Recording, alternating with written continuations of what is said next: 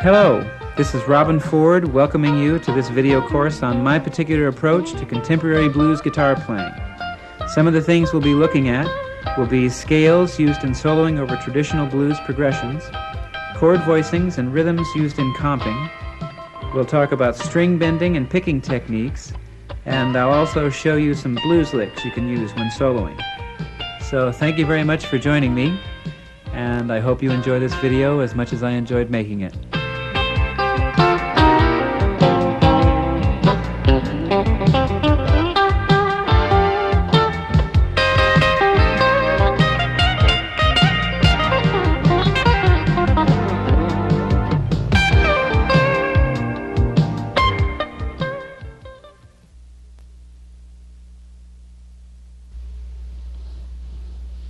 The first scale that we're going to learn here is the G minor pentatonic scale, and penta means five tones.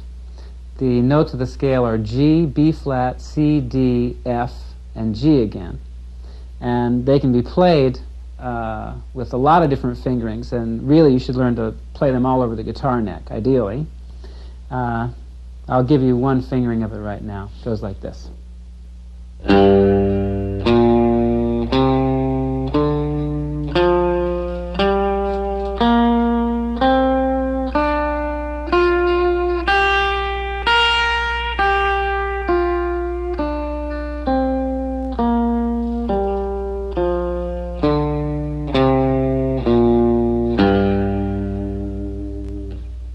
Now, I'll play one more fingering for you. There are a lot of different places you can go with this, but here's one more.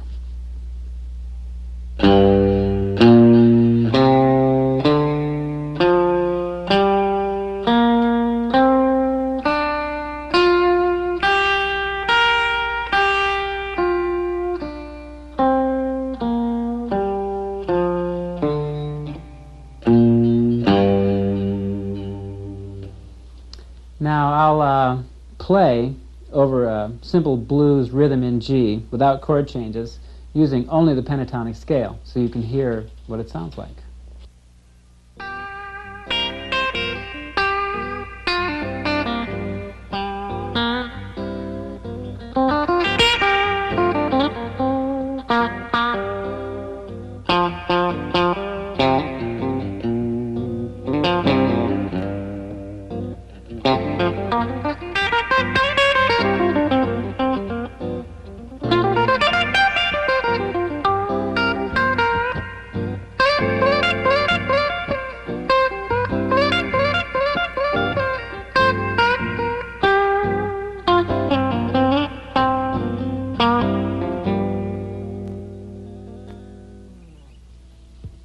So you can hear that you can get an awful lot of music out of just those 5 notes. One simple pentatonic scale. So I have one more that's a slight variation on that scale. The only difference is the addition of the raised 11th or flatted 5th degree of a major scale. So we're adding one note to the 5-note pentatonic scale. That note would be, in this case, D flat. So the scale would go like this.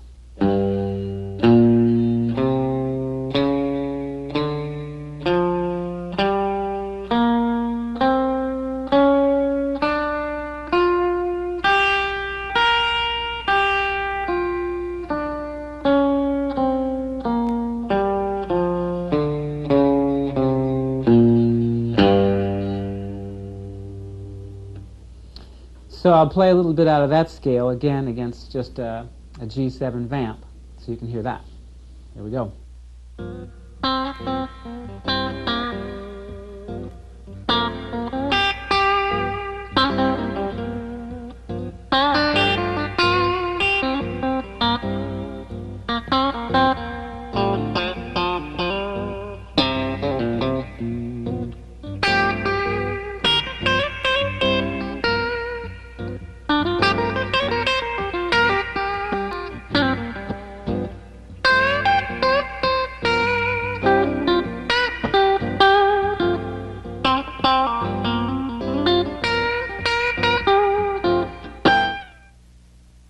So the third scale that we're going to learn here is, again, a slight variation on the pentatonic scale in that rather than using an F natural, we're going to replace it with an E natural.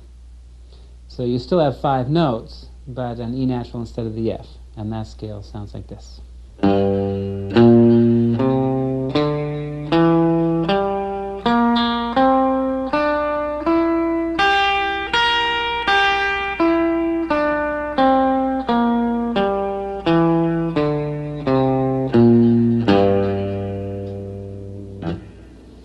So now I'm going to play some lines straight out of that scale for you.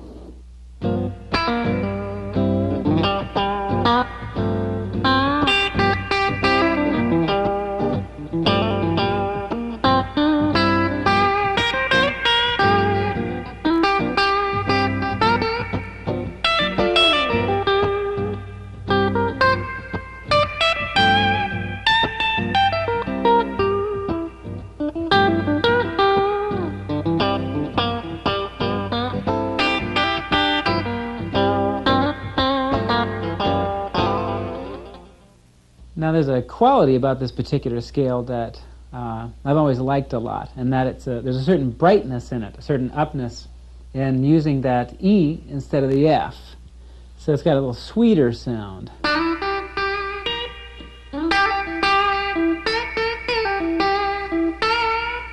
As opposed to the tougher sound that you get when you're using the F.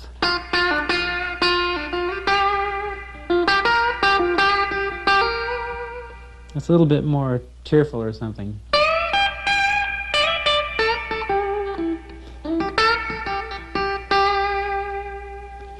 And I think maybe I picked it up from B.B. King. He uses that major 6 quite a bit in his playing.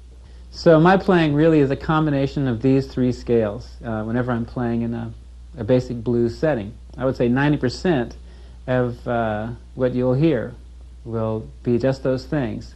You have the basic G minor pentatonic scale, the G minor pentatonic scale adding the flatted 5th, and then the modified minor pentatonic scale using an E natural in place of the F.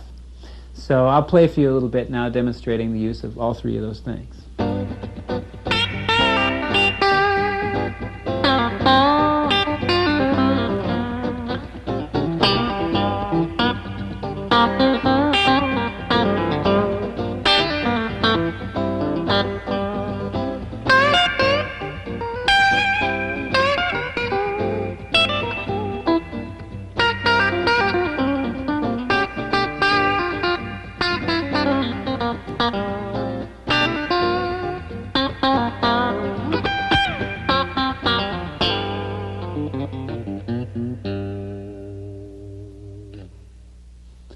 Now, so far, we've only played these scales against a G7 chord.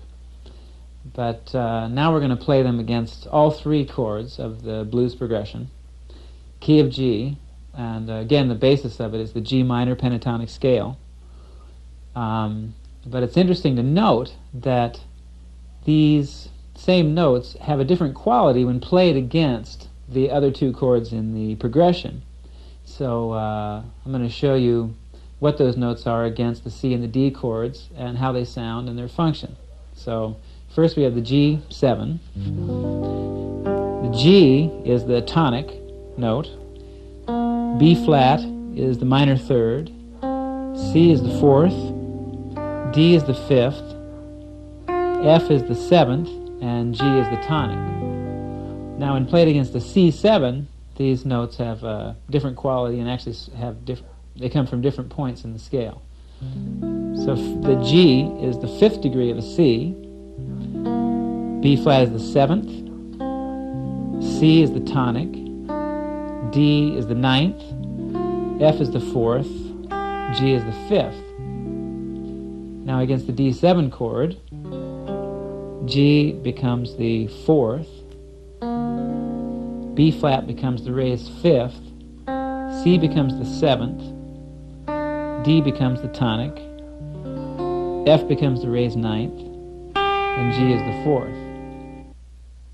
So that should give you some idea theoretically how these notes work against the chords, but more importantly is they just happen to sound good. and that's why people play them. So we're going to play for you now with a full rhythm section, and we'll be changing the key to B flat, and I'm going to demonstrate how all these notes, basically it'll just be me playing the way I play, combining all those three things together with the band behind. So here we go.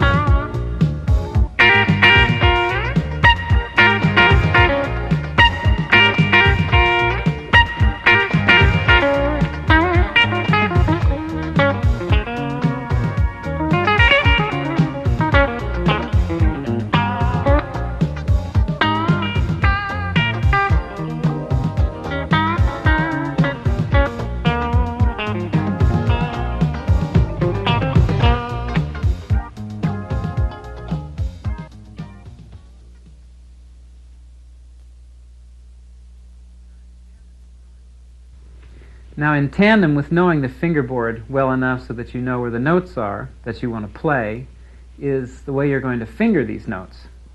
And I've developed a fingering technique that changes up here and there, but basically comes down to the use of almost just two fingers. Kind of a claw effect.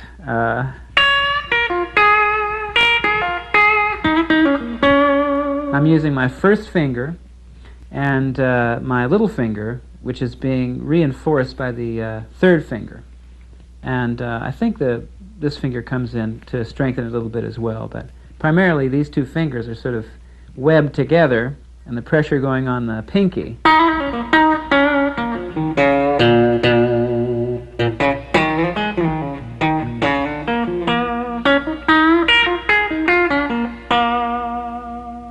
and of course I do use the other two fingers in certain phrases, but that might be part of what, if some of what I do when I play looks sort of confusing and hard to decipher, it's because I'm really only using these two fingers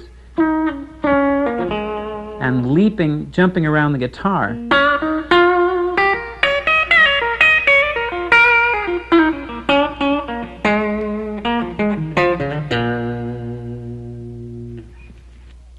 Now, the way this particular technique developed was deciding I wanted to use my little finger. I hadn't been using it in my playing. I was using my first, second, and third. So I found it to be very weak when I started working with it. So the third finger I started using to support the little finger, give it a little more pressure, a little more strength. And in fact, the second finger actually adds to it, and I guess even at times the first finger sort of helps to apply some pressure to it. So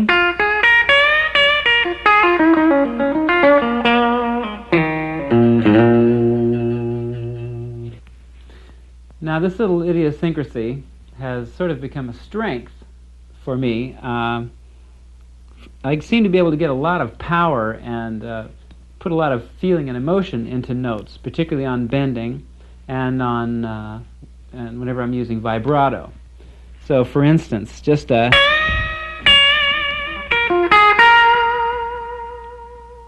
there's like a lot of pressure that I can apply to these notes and just get a lot of good energy out of them.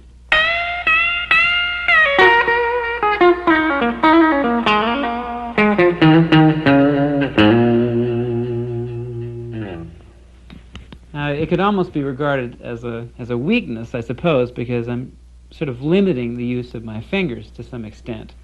In other kinds of playing, you do have to sort of stretch out. You do exercises to make sure you're using all of your fingers. But nonetheless, this has become a real powerful source of energy and emotion for me in terms of blues playing in particular.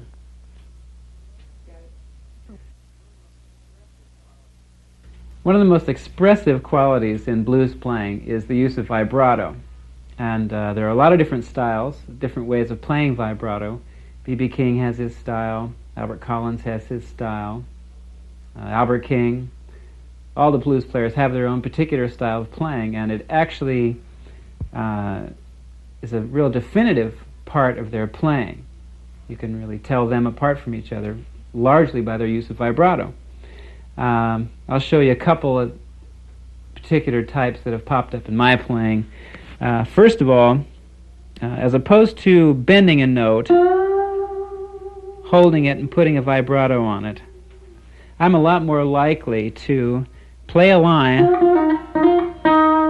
land on my little finger, and actually push the string down, which I think is somewhat unusual. I may have picked it up from Albert Collins, who he doesn't use vibrato very much, bending a note and then playing it, but he hits this one note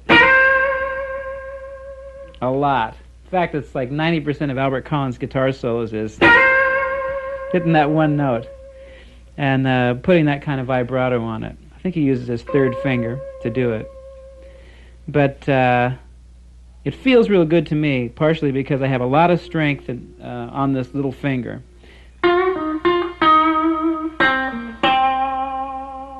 I can play vibrato on the low strings, even though they're pretty thick.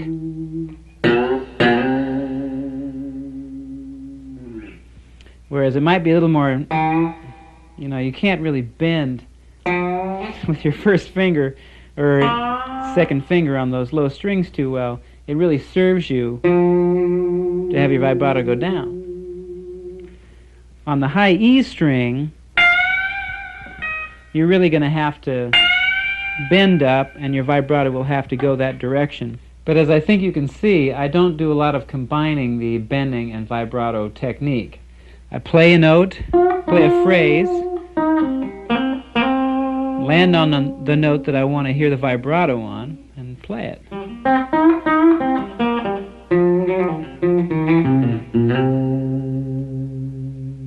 Now this actually turns up to be a lot of sort of jumping around the guitar again, as we were talking about earlier.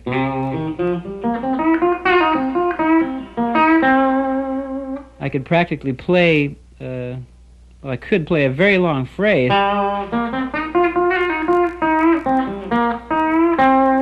using almost just that one finger.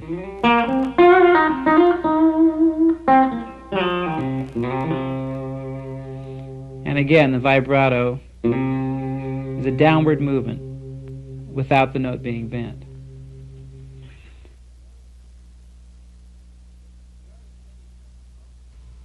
The art of bending notes is also a very important ingredient in the blues style of playing. The notes can be bent a lot of different intervals. You can bend them a whole step, step and a half, 2 whole steps, and I think Albert King is even known for bending an entire fourth. It's a real emotive thing. I can just play a few bends here for you just to illustrate that point.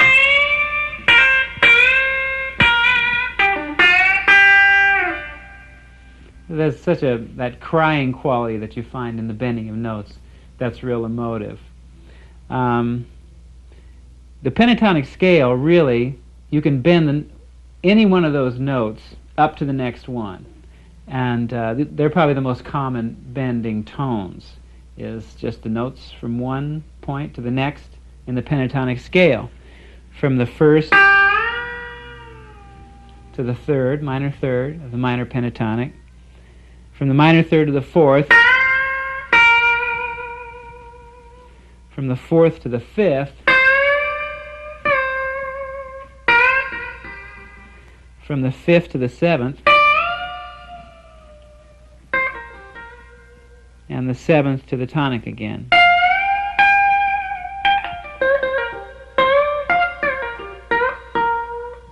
Now all of those examples came straight out of the G minor pentatonic scale, and again they are the most common ones used. But we also have bends that we can use from the other two scales that we talked about. The first being the G minor pentatonic with the addition of the flatted fifth. So there's that bend, which is a half step. All the other ones we had either a whole step or a minor third. This is our first half step we've played. And there's also the other scale, which replaced the seventh with the major sixth, or the E, in place of the F. You can bend from D up to E.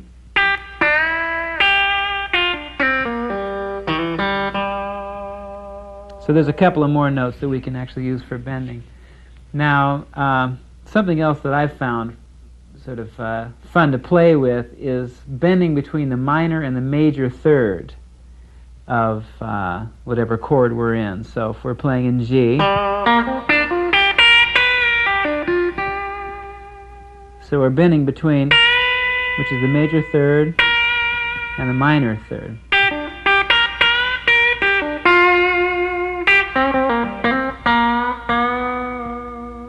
Right there again.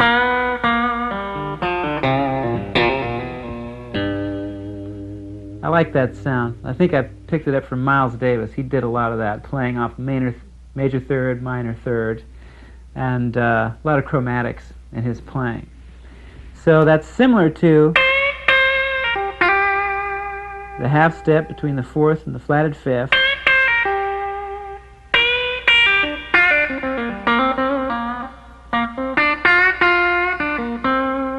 You can also do it between the F and a half step up from there, particularly on the 5 chord, the D7.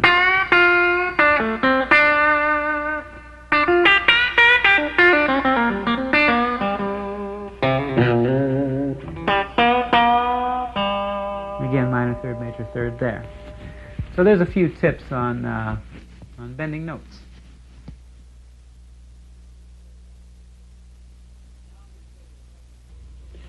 Now I'm going to show you a couple of licks that you can play on the first 4 bars of a 12-bar blues progression.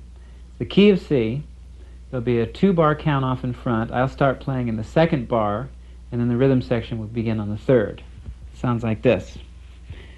1, 2, 3, 4, 1.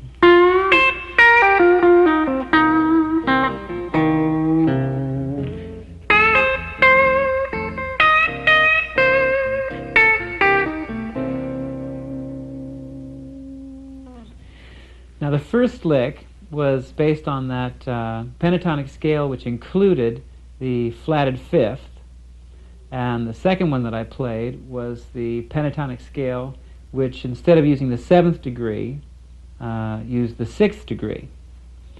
So I'll play it for you one more time real slow, and hopefully you can see the difference between the two licks in terms of the scale that I'm relating to. So here's the first lick, played at a slower tempo. I'm starting on the 10th fret on the G string and bending up a whole step, and the second note will be high C.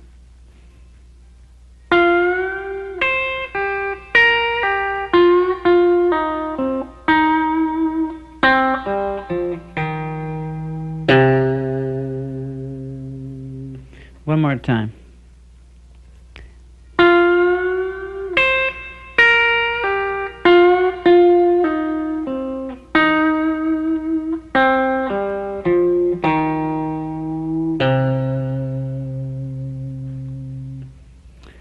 Now the second lick is bending on the B string up a half step, and this is based on that second scale again with the 6th instead of the 7th.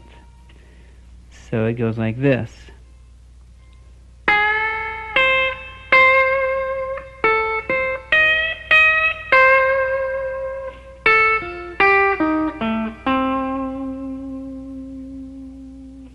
I hope you can hear that quality in there.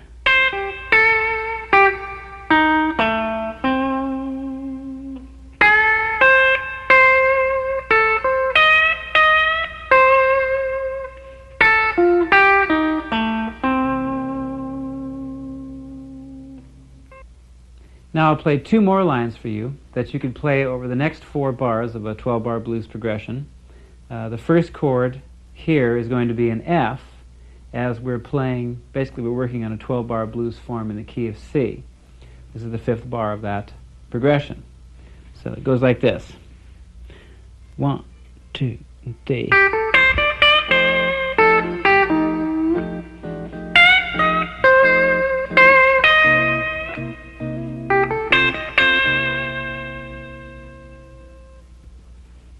Now here they are played at a slower tempo.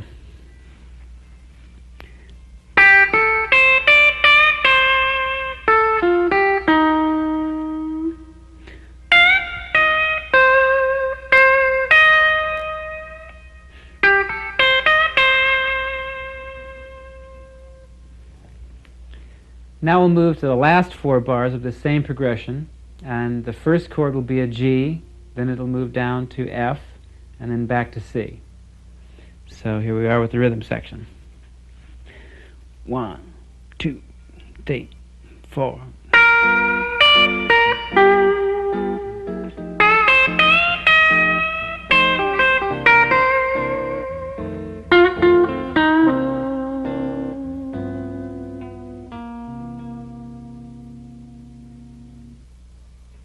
Here it is slow.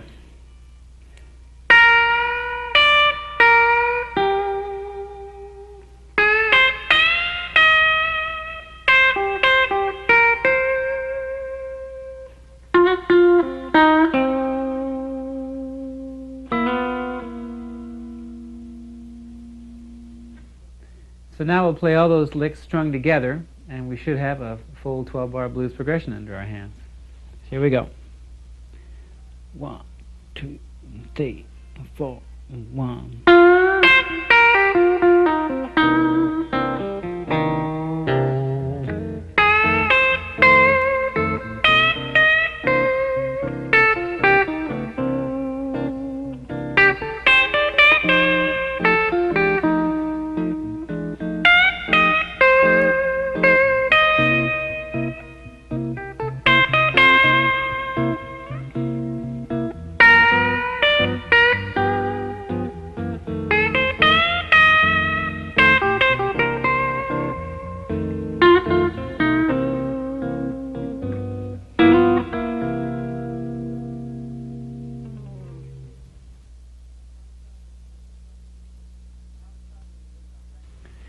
Now let's talk a little bit about right-hand technique. There are 2 approaches, which is the use of the pick and the use of your fingers. Each one has its own particular quality. The pick has somewhat of a glassier tone, and it's also good for faster passages, in my case. And the fingers can lend a little bit more of a poppy sound. That's sort of the way I use it, to kind of snap the strings. And in playing quieter, I like to use the fingers as well. Just kind of gives me a little more contact with the instrument and a little bit more control of the tone. Now I use a triangular pick, usually heavy or extra heavy, and I tend to use the butt end of the pick to play as opposed to the point. So I hold it in this fashion and play with the rounded end here.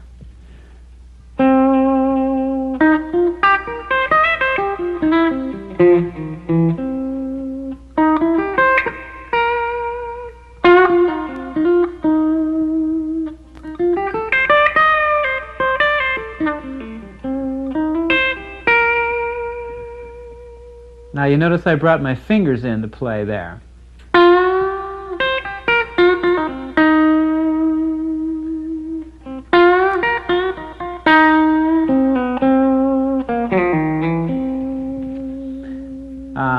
Sometimes I'll play holding the pick in this way and go ahead and use both at the same time.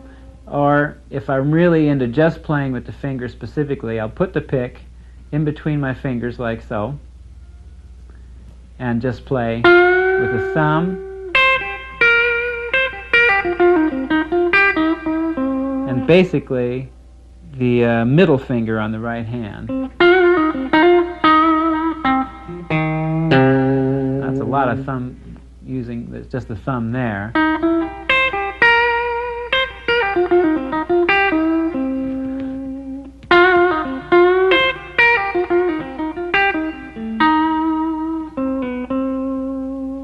The technique basically comes from just using whichever finger is the most convenient to get the string that I need. Thumb, first finger on the G string, second finger on the B string, and then I rarely use this finger. Never use the little finger. And so it comes down to basically those three fingers playing whichever is the most convenient. It's I don't think about it too much. The style just sort of evolved by doing it rather than thinking about it.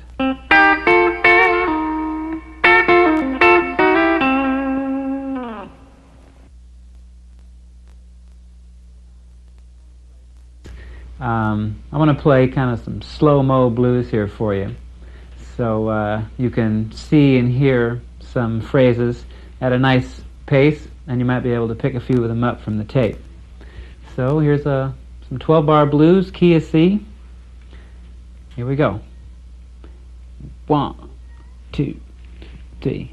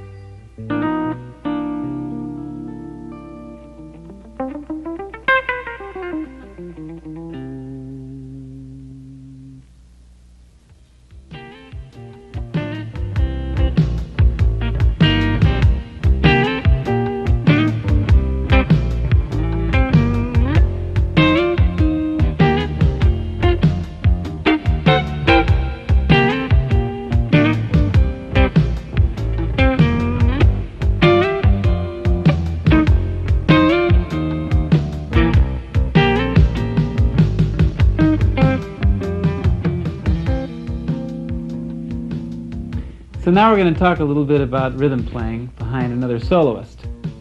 And there's a few things that I want you to learn.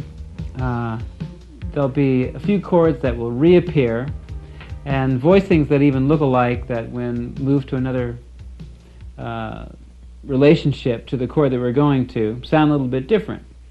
So first of all, I want you to learn this little series. It's basically a C scale, which is the key that we're in, harmonized in sixth, and that means that the notes are in intervals a sixth apart from each other. So I'll play the scale for you now. First, just one note at a time. It goes C, D, E, F, G, A, B flat, C. Now here's that scale played harmonized in sixths. We have an E on the D string, C on the B string, and we'll continue to harmonize them up the scale. So here it goes.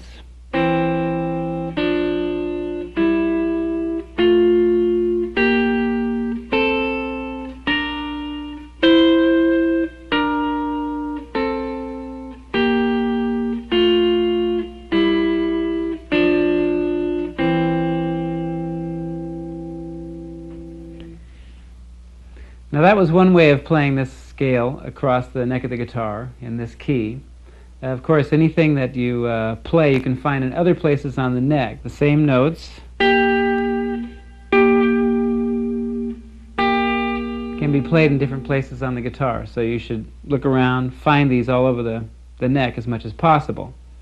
Now I'm going to demonstrate some little riffs that you can play against a C7 vamp. So here we go. 3, 4.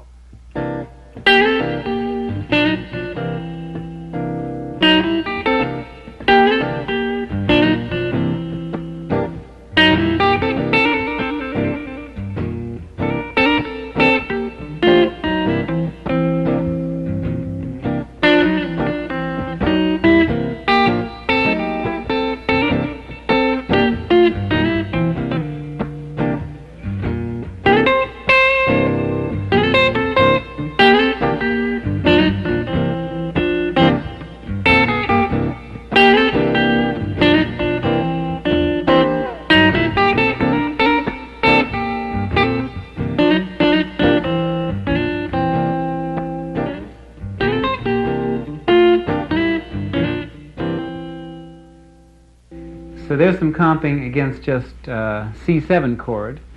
Now I'm going to play some repetitive patterns and use them against the chord changes of a C7 blues. So we'll get the rhythm section going here, and just keep your eyes and ears open and check this out.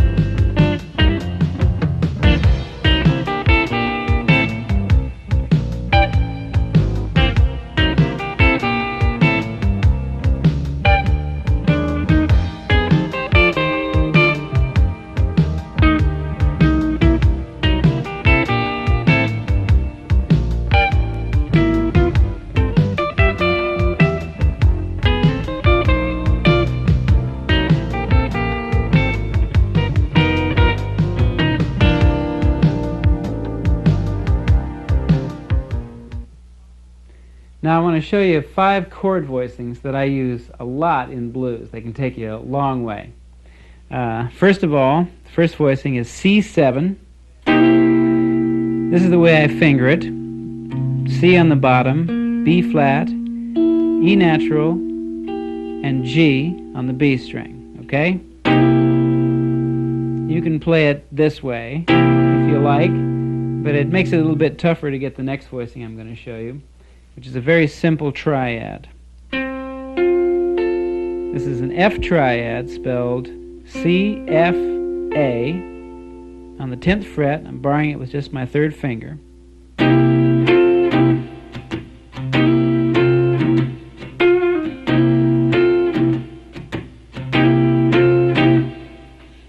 Okay, the next chord voicing is a somewhat more sophisticated chord voicing in that it contains a 13th, which is actually the 6th degree of the scale, key of C, but because it appears above the root, 13th away, 13 scale points away, it's called a 13 chord. Here's the voicing. We're still key of C, B flat, E natural, A with the little finger, C with the 2nd finger.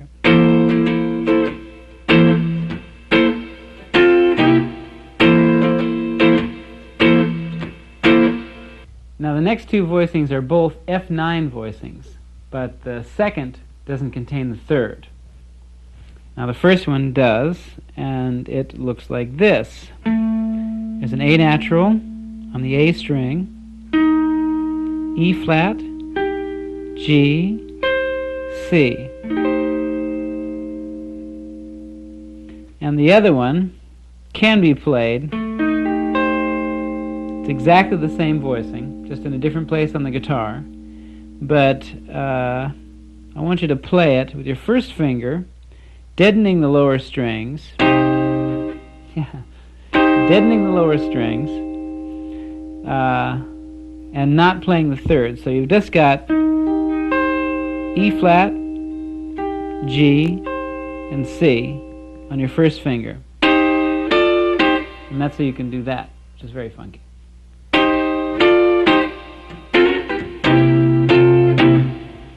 So again, the voicings, C7, F, C13, F9, and F9 without the 3rd. So, now we're going to play through a 12-bar blues progression, and you'll see me utilizing these chords and playing them in somewhat repetitive rhythm patterns, which is great. The blues is a somewhat simple and a repetitive form of music, which is really one of its strengths.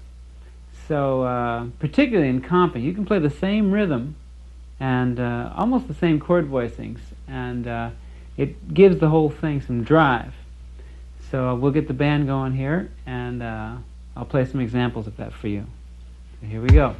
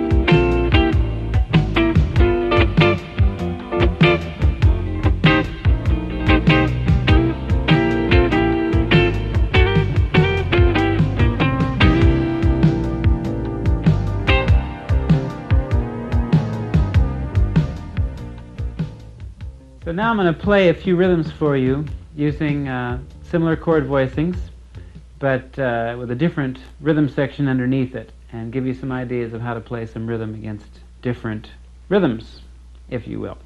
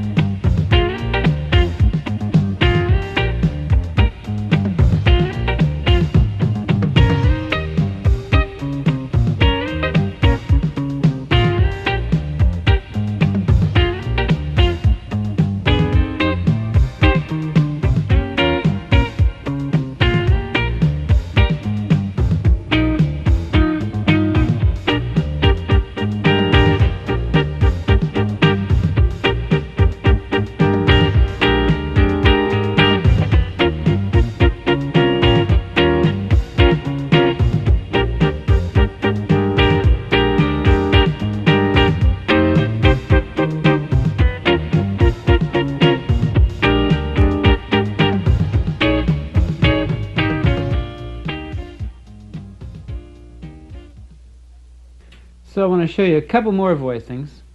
The first being a B-flat 7. Now here's a standard B-flat 7 voicing. B-flat, D, A-flat, B-flat. Played like that. You probably have seen it before. Played in the key of C pretty often. Right? So now we're going to move it up here to B-flat. Now we're going to make a little change though. We're going to put the 5th on the top. So the voicing is D, A-flat with the 3rd finger, B-flat with the 1st finger, F with the little finger. So this is a B-flat 7 chord. Of course, you can use it in all the positions on a blues. Now 2 more 7 chord voicings which you might be familiar with, but anyway. Here's a B-flat 7, spelled B-flat, F, A-flat, D. And an E-flat 7, played like this. Very funky chord voicing here. B-flat, E-flat, G, D-flat. And of course we can move this up a whole step for the 5 chord of the blues. So I'm going to give you a couple more rhythms now using those particular voicings, and also at least one of the voicings that I gave you before. So here we go.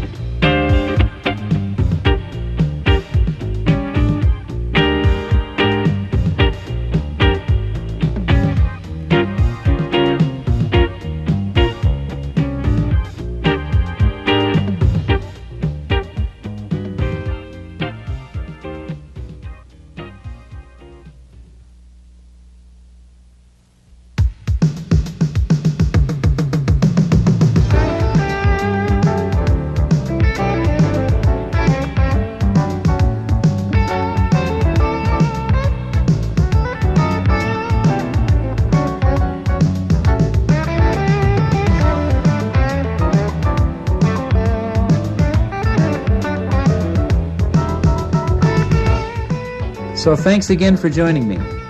I want to thank my friends Don Mock and Kathy Adolphson for helping to make this video, and I hope I've been able to pass along to you some of what I've learned and maybe helped in giving you a sense of appreciation for a great musical art form, the blues.